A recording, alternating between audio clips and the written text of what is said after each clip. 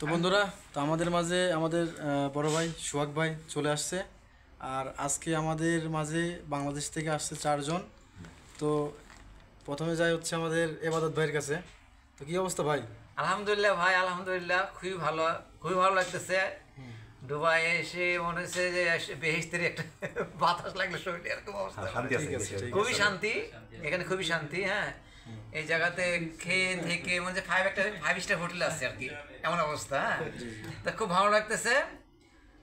যারা ভবিষ্যতে আসবে অবশ্যই ভালোভাবে আসবে মনোমানিত নিয়ে, কারণ এই জায়গাটা অনেক ভালো জায়গা আর কি।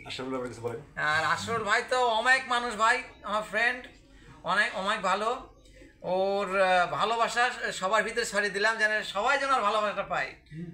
না পায়, আশরাফুল ভালো ছেলে। আশরাফুল সবসময় চেষ্টা করে সবাইকে সাপোর্ট দেওয়ার জন্য, খুব সাপোর্টিং।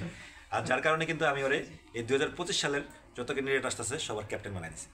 ঠিক আছে, আমি কিন্তু তার নাম ধরে ডাকি না, আমি কিন্তু তারা বলে ক্যাপ্টেন।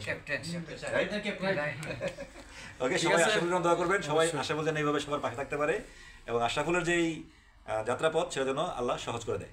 ইনশাআল্লাহ সবাই দোয়া করবেন অবশ্যই।